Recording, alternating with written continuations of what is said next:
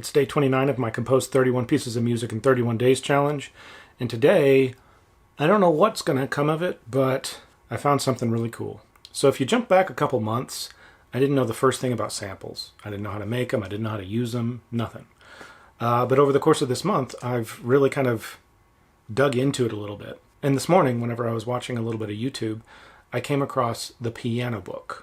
So I've heard the Pianobook described as the Bandcamp of sample libraries. I've spent maybe 10 minutes looking around at different samples, but it's awesome. So it's basically a website where you can create samples, toss them up there, and people can download them for free. And I've only checked out a few of them, but they're cool, and it's neat to think that maybe if I ever come up with a sample that I'm really proud of, I can toss it up there and other people will make music out of it. Oh, by the way, Pianobook is not just piano samples. I think it started that way, but now it's anything. The sample that I found that made me want to turn today into a Pianobook sample day was the Discord Choir by Fred, I think it's Poyer. When lockdown started, he just got some of his friends to sing a note into their phone, and then he put them together to make this really neat thing. And as soon as I pulled the sample up and played a few things, I was instantly inspired by it.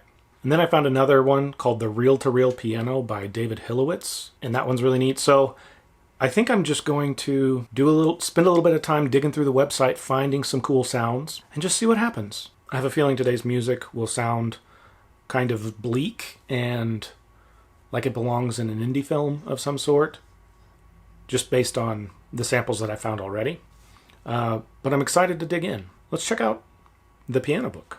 I might be a little out of focus in these shots, but what's happening on the computer is the important thing. So you go to pianobook.co.uk, and it comes up like this. Create an account. It's free. And then you can just dig through sample packs. Pumpkin, are you worried about how to get down from there? Wonder what this is. Organic Orchestra.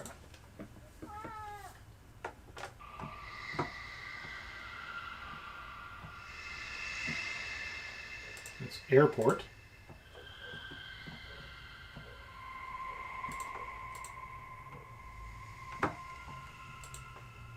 Cool, so some ambiance. Yeah, I think I can find a use for this one. It's Organic Orchestra by Venus Theory. So I found another one by David Hilowitz, the Slinky violin. So I guess he attached a Slinky to the bridge of a violin, and this is the result.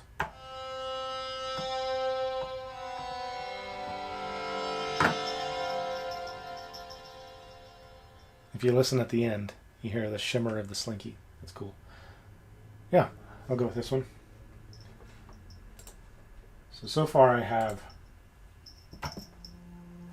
the Discord Choir of the Organic Orchestra. I have Pumpkin trying to cause trouble, and the Slinky violin.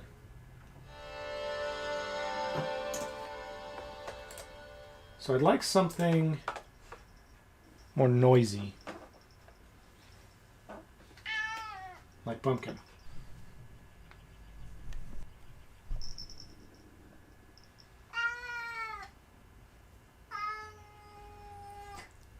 Nice meon. I think I found it.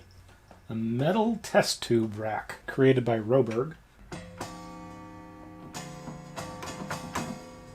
Alright, I think I found the last one I'm going to go for. Called Rob's Rumphs by Rob Asselstein. So I have a couple nice sustainy things and a couple more percussive things. It's really something how the right sample completely changes everything. Car. I'm just going to try to talk over it.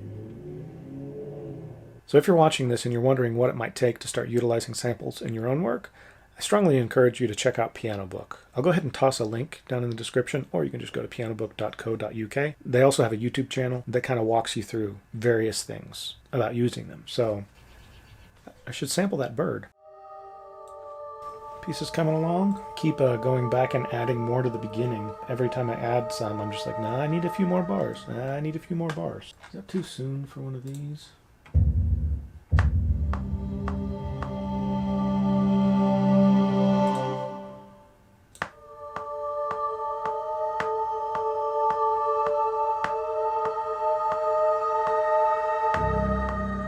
So when I first started using the Discord choir sample, I played two completely different things, and I'm pretty sure I've spent the last hour trying to come up with transitionary material to make them feel like they flow together on purpose instead of just an accident. And I keep thinking of something that a composer once told me about my music whenever I send it to them for a critique. They were totally right, by the way. But they said it sounds like my music is having an identity crisis. That's exactly what this piece is. You know, I've got a few days left, and I don't know that this piece is going to do much after this month. I'm just going to roll with it. And maybe, just like a bunch of other things I've released this month, it'll just sound like a film score type thing. Maybe not, I don't know. But sound like something where the action is constantly changing. I'll just let you fill in what's happening in the story in your own mind.